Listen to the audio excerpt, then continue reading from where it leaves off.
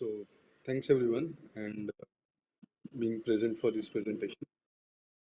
So, I am Sandip Dhurat from Mumbai, India, and I have a lot of study on the esports because everyone knows that esports is going to be the next big thing and it's already big thing. So, while everyone talks about the player game mechanics of it, I present more on the Psychological psychological part. part. Look at our stream because it shows up on stream. Yep. Okay. Just like that. Sure. Sorry. Thank Yes. you. Sorry for that. So let's start. My basic thing has been into the presentation on the psychological part of the esports, the player identity and competitive formation in competitive esports. So as you must have noted the topic name. So what that brings to me is that esports as it is rapidly developing, it also has some social challenges, and we all read about it, we all feel it because when we are connecting during multiple continents of the world and we form a team, definitely the cultural challenges. So what I have been doing is researching on the team performances, that when teams from different continents come together, how they can gel well really as a team. So that has been the main theme of my research work. And if you have gone through my presentation which I had presented, the paper which I had presented, so it has that particular thing. So it's mainly about the digital identity, community building in esports, online inclusion, because there have been some instances which negatively impacted the players, then gender dynamics, gaming culture, and the performative presence of those teams.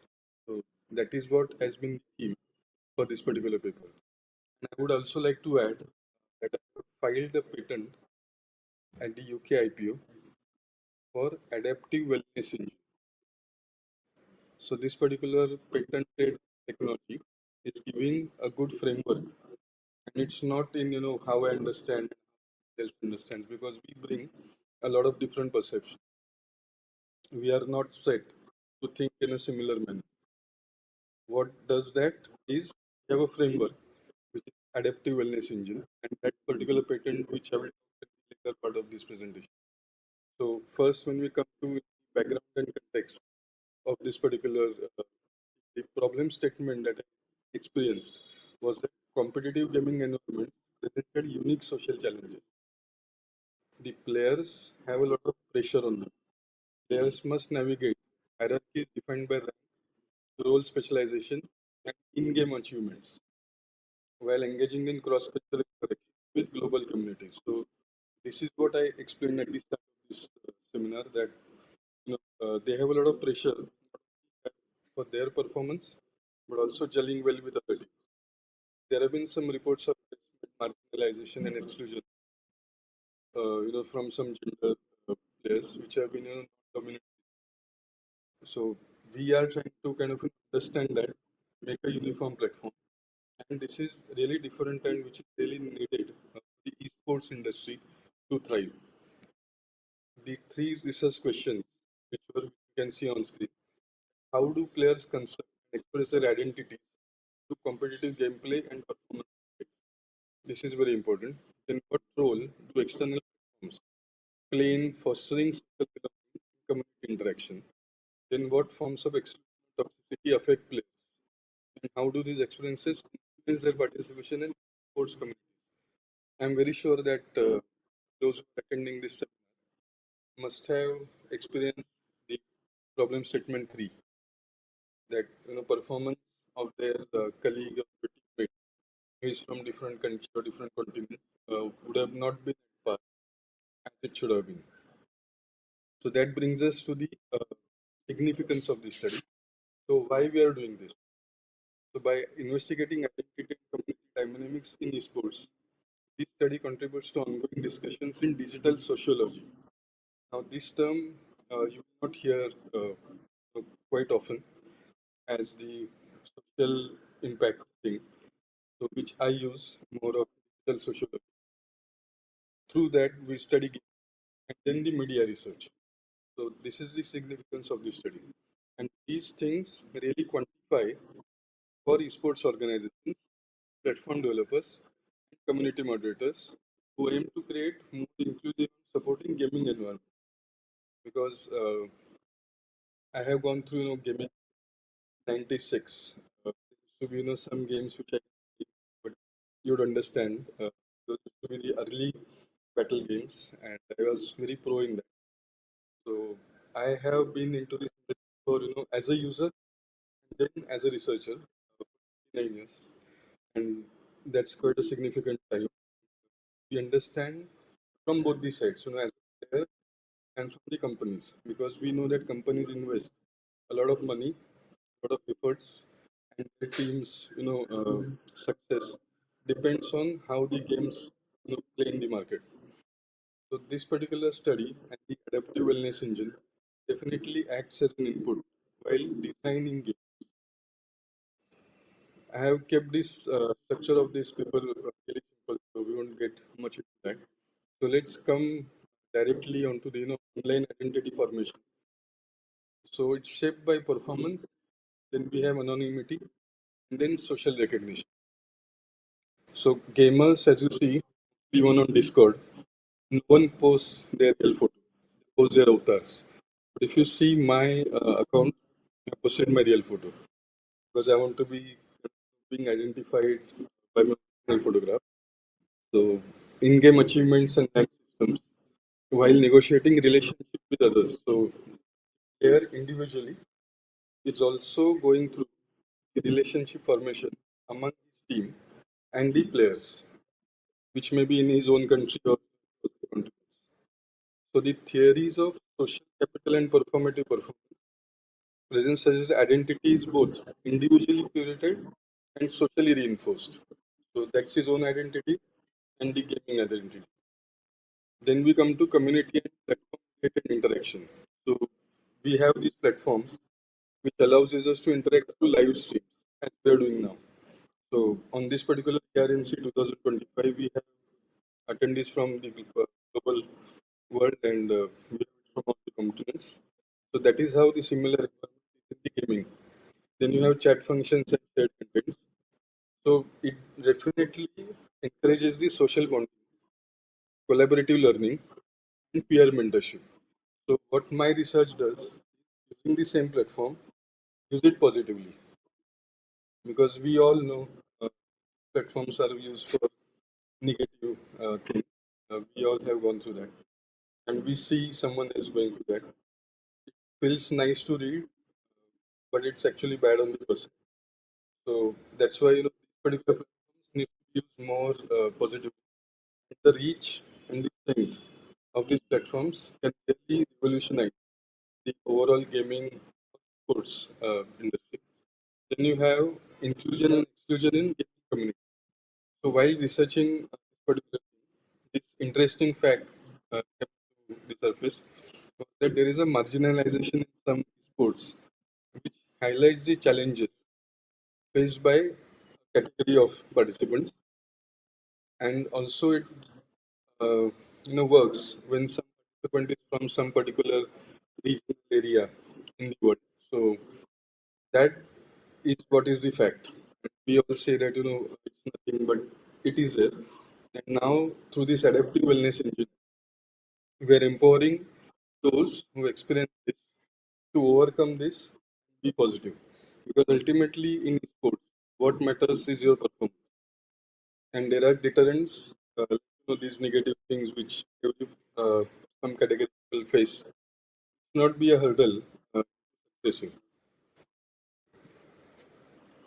As you can understand, most of you might be hearing this particular thing for the first time. So that is exactly the gaps in the literature which are available currently, and we try to do that.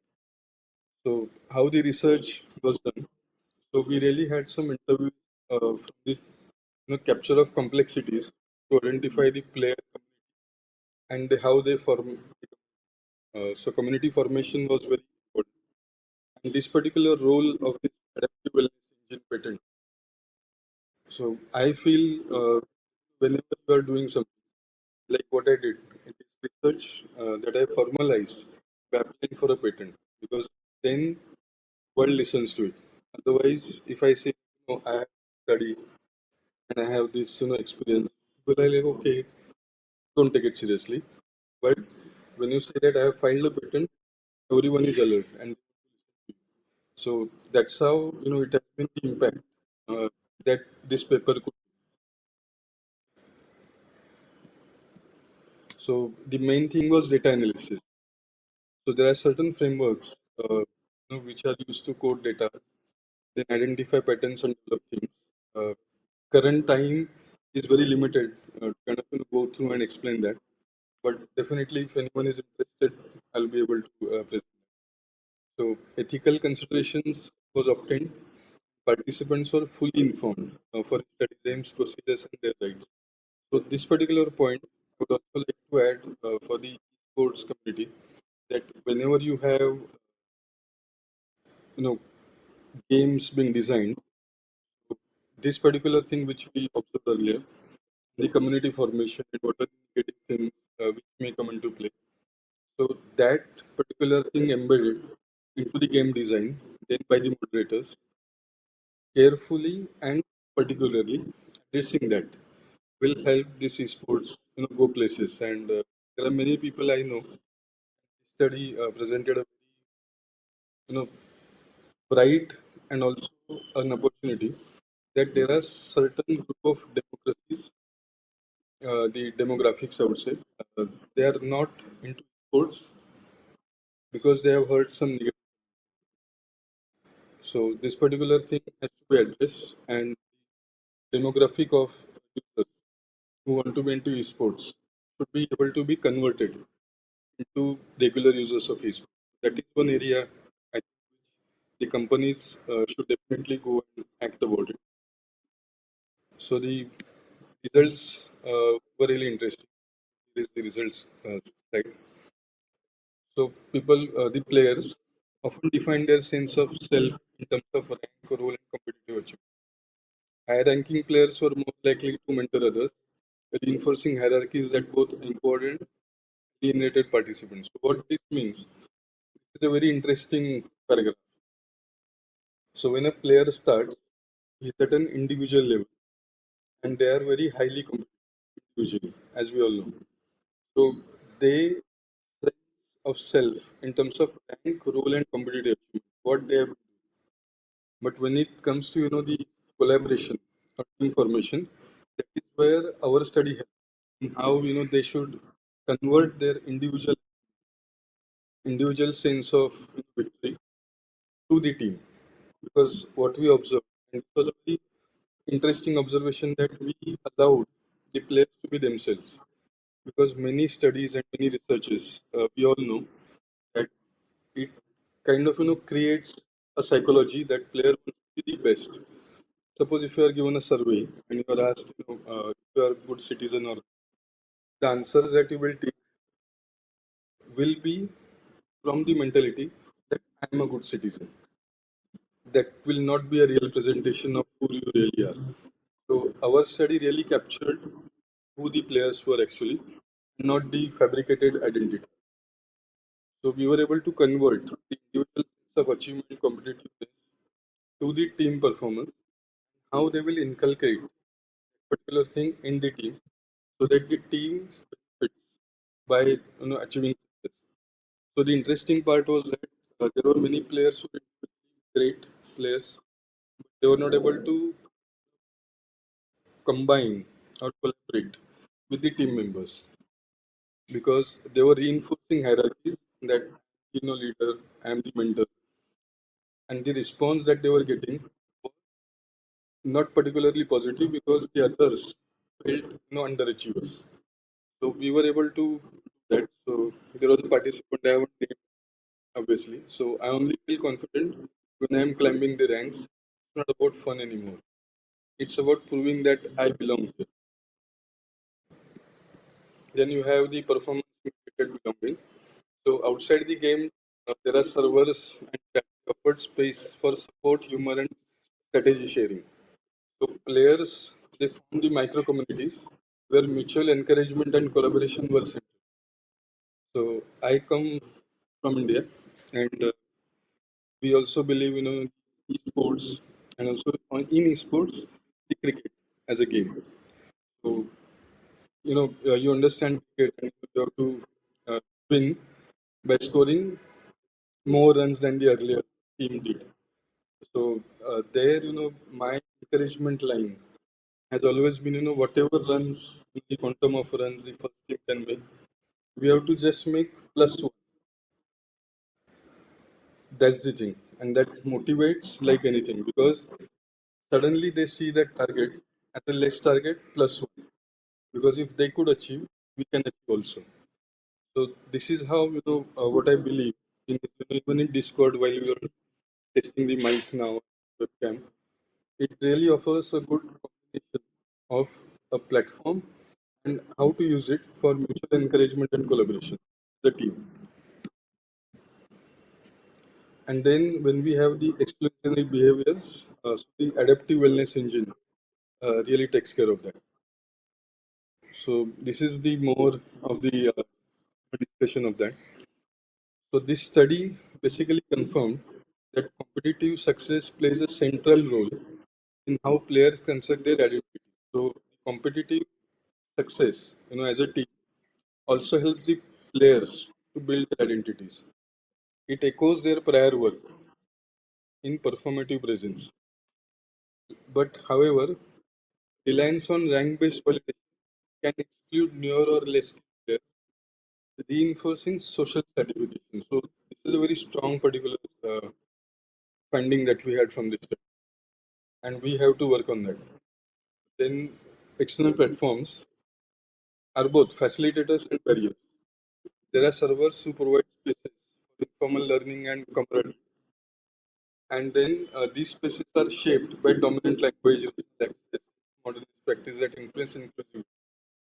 Then you have exclusion and benefit in civics on participation.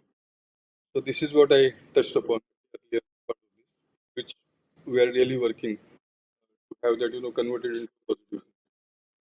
Then how this study actually impacts on the global esports industry. So the results contribute to discussions on digital identity by demonstrating that identity is relational, and it's relational because it's a team combination, not individual. Just a side topic, you must have read the news that International Olympics Committee (IOC) is introducing esports. So even I have written to them about the adaptive wellness, how it can form, because it is very important to have more and more players, more and more talent as they join this particular movement. Now, how this research paper, how this research has practical implementation. So you have touched upon that earlier. Repeat that for the benefit. So you have this for developers. They have implement onboarding tutorials, place community guidelines and KRS policies. So at the start, when the joinees and participants hear about this, they feel confident. Then you have to provide tools that encourage mentorship and structured group formation, which I touched upon earlier, using chat facility and the group collaboration. Then you have this community manager who can facilitate moderated spaces where players can share experiences without fear of toxicity. It's important because when you have that rank hierarchy, any new player, but he's skilled, presents anything, he is pushed saying that no, I know this because I have been an expert in this. So that is elevated, and it really opens up the space for experience sharing. Then you have to ensure the multilingual support and cultural sensitivity. So when you are forming global teams, you have to be very careful about this adaptive wellness engine. That's the name, adaptive. It adapts to the multilingual culture and the cultural sensitivity. So your team is really your the barriers, the world and continent. So they just vanish. You work on same. So this is to summarize. This study illuminates how identity and community are shaped within the competitive esports and as a team. The main study focus has been the teams through a complex interplay of performance, perform mediated interaction, which is chat and the team groups, and exclusionary practices. When we remove this, uh, it opens up to a positive side. Players negotiate by balancing competitive with social support networks while confronting barriers rooted in gender, language, and regional disparities. These findings really underscore the need for more inclusive environments that recognize diverse experiences and support healthy community. Esports is not about getting new games and new techniques. When you're talking about esports, the movement that started, and I have been that, uh, it has come really a long way, but now it stands at a point which needs to catapult to another stage, and not the technology, not the new games, but it will be able to achieve that using these social things. Is currently missing in the sports industry. So this was my presentation. I think we are close to 25 minutes timeline.